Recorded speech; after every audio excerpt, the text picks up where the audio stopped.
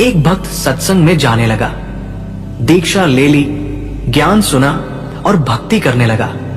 अपने मित्र से भी सत्संग में चलने तथा भक्ति करने के लिए प्रार्थना की, परंतु दोस्त नहीं माना। कह देता कि कार्य से फुर्सत, खाली समय नहीं है, छोटे छोटे बच्चे हैं, इनका पालन पोषण भी करना है। काम छोड़कर सत्संग में जाने लगा तो सारा धंधा चौपट हो जाएगा। वो सत्संग में जाने वाला भक्त जब भी सत्संग में चलने के लिए अपने मित्र से कहता तो वो यही कहता कि अभी काम से फुर्सत नहीं है। 1 वर्ष पश्चात उस मित्र की मृत्यु हो गई। उसकी अर्थी उठाकर कुल के लोग तथा नगरवासी चले, साथ साथ सैकड़ों नगर मोहल्ले के व्यक्ति भी साथ साथ चले। सब बोल रहे थे कि राम नाम सत है, सत बोले गत है। भक्त कह रहा था कि राम नाम तो सत है, परंतु आज भाई को फुर्सत है। नगरवासी कह रहे थे कि सत बोले गत है। भक्त कह रहा था कि आज भाई को फुर्सत है। अन्य व्यक्ति उस भक्त से कहने लगे कि ऐसे मत बोल, इसके घर वाले बुरा मानेंगे। भक्त ने कहा कि मैं तो ऐसे ही बोलूंगा।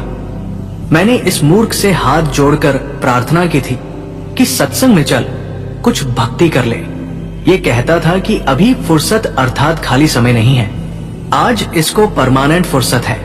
छोटे छोटे बच्चे भी छोड़ चला, जिनके पालन पोषण का बहाना करके परमात्मा से दूर रहा। भक्ति करता तो खाली हाथ नहीं जाता, कुछ भक्ति धन लेकर जाता। बच्चों का पालन पोषण तो परमात्मा करता है। भक्ति करने से साधक की आयु भी परमात्मा बढ़ा देता है। भक्तजन ऐसा विचार करके भक्ति करते हैं, कार्य त्याग कर सत्संग सुनने जाते हैं। भक्त विचार करते हैं कि परमात्मा न करे हमारी मृत्यु हो जाए, फिर हमारे कार्य कौन करेगा।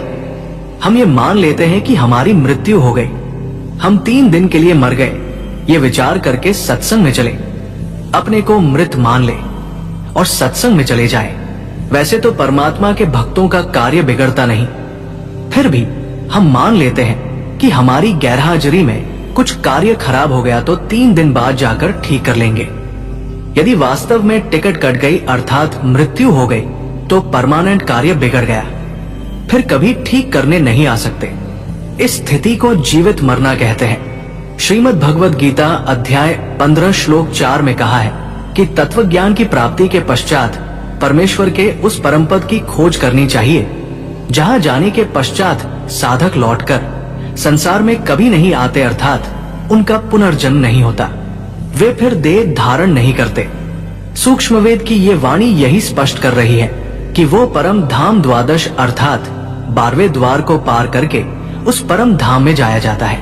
आज तक सर्व ऋषि महर्षि संत मंडलेश्वर केवल 10 द्वार बताया करते, परंतु परमेश्वर कबीर जी ने अपने स्थान को प्राप्त कराने का सत्य मार्ग, सत्य स्थान स्वयं ही बताया है।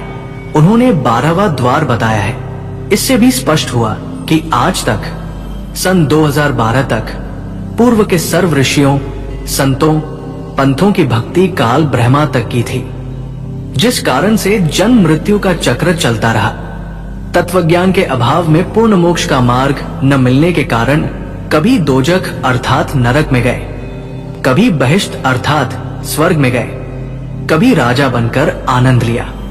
यदि इस मानव को 3 लोक का राज्य भी दे दे तो भी तृप्ति नहीं होती।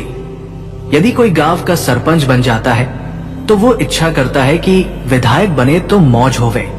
विधायक इच्छा करता है कि मंत्री बनूं तो बात कुछ अलग हो जाएगी। मंत्री बनकर इच्छा करता है कि मुख्यमंत्री बनूं तो पूरी चौधरी हो, आनंद ही न्यारा होगा, सारे प्रांत पर कमान चलेगी। मुख्यमंत्री बनने के पश्चात प्रबल इच्छा होती है कि प्रधानमंत्री बनूं तो जीवन सार्थक हो, तब तक जीवन लीला समाप्त हो जाएगी। फिर गधा बनकर कुम्हार के लठ डंडे खा रहा होगा। इसलिए तत्वज्ञान में समझाया है कि काल ब्रह्मा द्वारा बनाई स्वर्ग नरक तथा राजपाट प्राप्ति की भूल भुलैया में सारा जीवन व्यर्थ कर दिया। कहीं संतोष नहीं हुआ, ये मन ऐसा खुसरा हिजरा है। एक अब्राहिम सुल्तान अधम नाम का बलख शहर का राजा था। वो पूर्व जन्म का बहुत अच्छा भक्त था, परंतु वर्तमान के ऐश्वर्य में मस्त होकर परमात्मा को भूल चुका था। राज के ठाठ में तथा महलों में आनंदमान बैठा था। एक दिन परमात्मा सत्यलोक से आकर एक यात्री का रूप बनाकर राजा के महल में गए तथा कहा कि हे सराय वाले, एक कमरा किराए पर दे, पैसे बता, रात्रि बितानी है।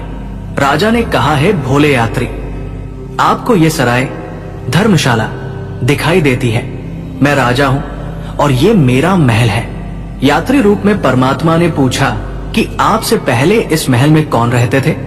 राजा ने कहा कि मेरे पिता दादा पर दादा रहते थे।